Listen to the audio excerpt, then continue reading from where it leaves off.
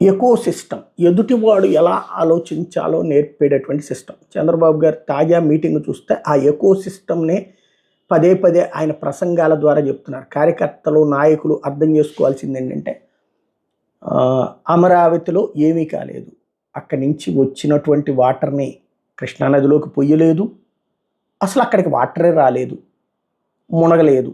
మునగడం ఎందుకు అవుతుంది? మునగడం అంటే ఏంటి? శాంతం అక్కడే ఉండటం. బట్ నారాయణ గారే చెప్పారు కదా, అక్కడ మట్టి అంతా కూడా పేరుకుపోయి ఉండటంతో నీళ్ళన్నీ వెనక్కి తన్నిని దాన్ని మేము గండి కొట్టగానే పోయింది. అంటే దాని ద్వారా ఆ ఏరియాలో నిలబడ్డట్టే కదా నీళ్లు. మరి ఇంకేంటి అందులో? అదే కదా చెప్తుంది మిగతా వాళ్ళు.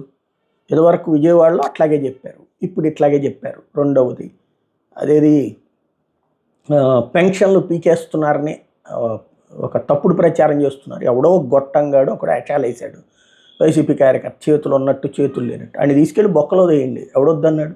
బట్ 4 లక్షల పెన్షన్లు, ఇది పెన్షన్లు అసలు చరిత్రలోనే ఎవరు ఇవ్వనన్ని ఇచ్చాం. అది జగన్కి చెందుతుంది. 67 లక్షల మందికి పెన్షన్లు ఇచ్చినాడు జగన్మోహన్ రెడ్డి. దాంట్లో 4 లక్షలు తగ్గించింది చంద్రబాబు గారు. తగ్గిస్తూ మళ్ళీ అది గొప్పగా చెప్పుకోవడం ఎందుకు? దాన్ని ఎవడో తప్పు చేస్తున్నాడని చెప్పుకోవడం ఎందుకు? ఇదివరకు జగను ఈ కరెంటు 300 యూనిట్లు దాటినాయి అన్నటువంటి కారణంగా 25,000 50,000 పెన్షన్లు ఇస్తే ఎంత రచ్చ చేశారు. పవన్ కళ్యాణ్ ఏం మాట్లాడాడు ఆ రోజున? నిన్నటిదాకా అర్హుడు ఇవాళ అనర్హుడు అయిపోతాడా అన్నారు లేదా? ఇప్పుడు ఇక్కడేంటి నువ్వేమంటున్నావు? 40% అంగవైకల్యం ఉంటేనే అంటున్నావు. 40% అనేది నీ ప్రభుత్వ విధానం. 30% ఉన్నోడు ఎగిరి పరుగులు పెడతాడా? ఒక కాలు కొంచెం అవుడు భారీ అవుడు, నువ్వు భారీ అవుడు ఉన్నోడికే ఇస్తానంటున్నావు. కొంచెం అవుడు ఉంటే ఇవ్వనంటున్నావు. కొంచెం అవుడు ఉంటే అక్కడికి వాడికి ఉద్యోగం ఇవ్వరే, వాడికి పని ఇవ్వరే. అందుకనినే కదా పెన్షన్లు ఇస్తుంది. ఎందుకు ఇది ప్రాక్టికల్గా ఆలోచించం మనం? ఎందుకు అహంకారంతో మాట్లాడుకుంటున్నాం మనం? ఎందుకు ఎదురుదాడి చేస్తున్నాం మనం? ఆలోచించుకోవాల్సి ఉంది. అది వాడి మానవత్వంతో కూడినటువంటి అంశం. 10% అవుడున్నా సరే ఎవరండి? చెయ్యి బాగాలేదు అతనికి, కొంచెం ఇట్లాగేదో ఫిస్ట్ ఇట్లుంది, అతనికి పని ఇవ్వరు. ఎందుకనంటే అతని పని మిగతా వాళ్ళ సామర్థ్యంతో పోల్చుకుంటే తక్కువ అనేటటువంటిది ఫీల్ అవుతారు. మేమెందుకు నెత్తిని పెట్టుకుంటామంటాడు ఏ వ్యాపారస్తుడైనా సరే.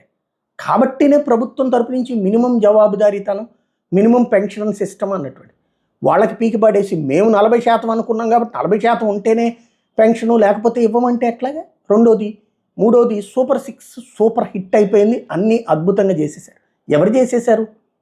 ప్రతి మహిళకి 1,500 రూపాయలు నెలలు ఇచ్చేస్తున్నామా? మేము P4 పెట్టాం కాబట్టి బాగుపడిపోతారంటే 2 కోట్ల జనాభాకి నువ్వు 10 లక్షల మందికి ఇస్తానంటే బాగుపడిపోయినట్టేనా? వాళ్ళంతా సూపర్ 6 వచ్చేసినట్టేనా? అద్భుతంగా బతికేసినట్టేనా?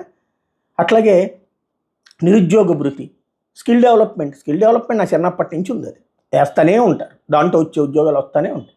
ఉద్యోగం లేనివాడికే కదా మనం ఇద్దాం అనుకుంది, అది ఇవ్వట్లేదు కదా. అవి రెండింటిని వదిలేసేస్తే ఎట్లాగా? అయ్యే మేజర్ కదా ప్రతి మహిళకి అందేటటువంటిది. సరే మిగతాది ఇవ్వలేదనట్లేదు. గ్యాస్ 3 బండలు ఇచ్చారా, లేకపోతే కనుక ఇతరత్ర సంక్షేమ పథకాలు ఇచ్చారా? దాన్ని ఎవ్వరూ తప్పు పట్టట్లేదు. ఏది తల్లికి వందనం ఇచ్చారా, రైతులకి ఇచ్చారా, బస్సులు ఇచ్చారా? ఎస్, ఇచ్చినట్టే చెప్పాలి. ఇవ్వని దాన్ని కూడా ఇచ్చినట్టు జనం ఫీల్ అయిపోవాలంటే ఎట్లా సాధ్యమవుతుంది? అది కదా $1,000,000 ప్రశ్న.